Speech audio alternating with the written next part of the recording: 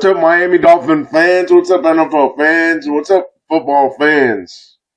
Today we're going to go ahead and recap the close victory by the Miami Dolphins on Sunday, November 30th, yesterday.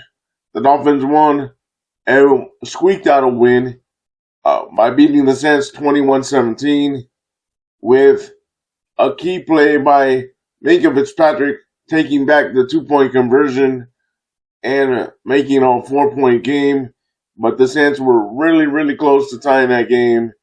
And Tua had not an okay game by his standards or what we're used to. I'll get into the stats and then give you my overall thoughts. But the Dolphins really played bad teams real close. This is the second straight week that they squeak out a game to win. Now they're 5-7. So this again helps Mike McDaniel, at least in the optics, to stick around. Besides the fact that he has $19 million, like I've stated in other videos, still left on the table on his contract. But let's get into the details of this past game. Devon Achane had 22 carries for 134 yards and 1 touchdown. Longest run was 29 yards. Tua Tagovailoa went 12 of 23 for 157 yards, 1 interception, no touchdowns. Receiving, Waller had 2 catches for 47 yards.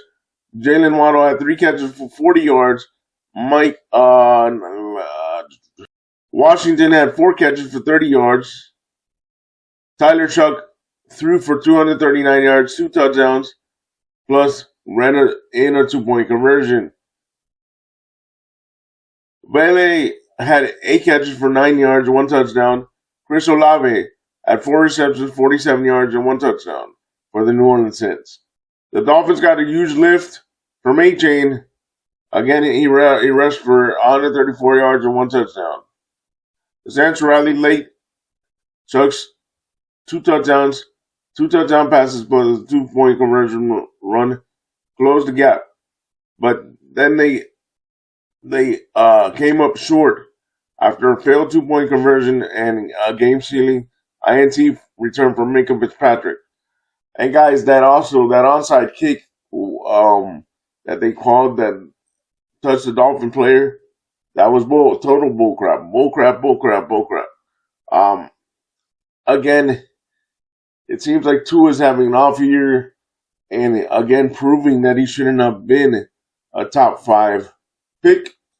That's just my thoughts of what's been going on. Even if we want to get off of him next year, I don't know by his play if that would be enough. And if someone's willing to go ahead and trade for him. Here we go. Key team stats and efficiency.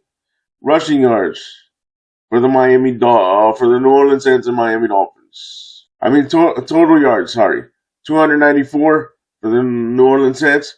Okay, let me do observations before I go to the total yards. Sorry about that. Even though the yards were almost equal, 294 to 298, Miami's efficiency per play was 5.1 versus 4.3, and heavy reliance on the run game gave them the edge.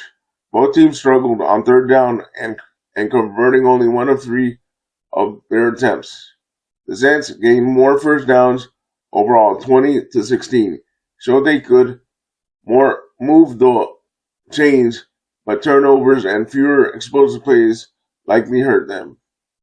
The Dolphins' ground game, 164 rushing yards and better yards per play, suggests that most of the field goals that they had the ball for most of the clock.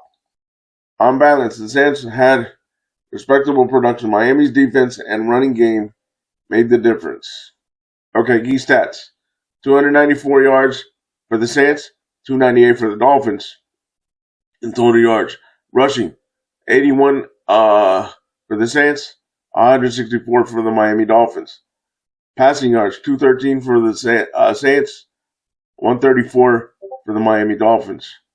First down, 20 first downs for the New Orleans Saints, 16 first downs for our Miami Dolphins. Third down efficiency, 4 of 12 for the New Orleans Saints at 33%. 4 of 12 for the Miami Dolphins at 33%. Fourth down efficiency, 0 of 1 for the New Orleans Saints, 0 of 1 for the Miami Dolphins. Plays run, 69 yards for the New Orleans Saints, 59 for the Miami Dolphins. Yards per play, 4.3 for the New Orleans Saints, 5.1 for the Miami Dolphins. Again, the running game and the defense helped this team win this game. Again, Tua Tagovailoa had an off day, so that's all I can say. The Dolphins improved to 5-7. Keep in mind that even though if we get to 10-7, it's a very outside shot because of the slow start to the season that the Dolphins make the playoffs. Leave me your comments down below what you think about this, but the Dolphins do improve to 5-7 and squeak out a victory for the second week in a row. Last week they squeaked out a victory because Washington missed a field goal, and now they squeaked out a victory because Minkah Fitzpatrick was able to get the interception on a 2-point conversion, and because of the fact that they almost had the game stolen by referees on that onside kick. But leave me your thoughts down below, and I appreciate the support, and we'll continue to cover the Dolphins. Thank you, Phinstalk Nation. Thank you, Dolphin Nation. And like always, I appreciate the support and the comments in the videos and in the lives. Like always, stay positive, stay on your grind, and go Dolphins.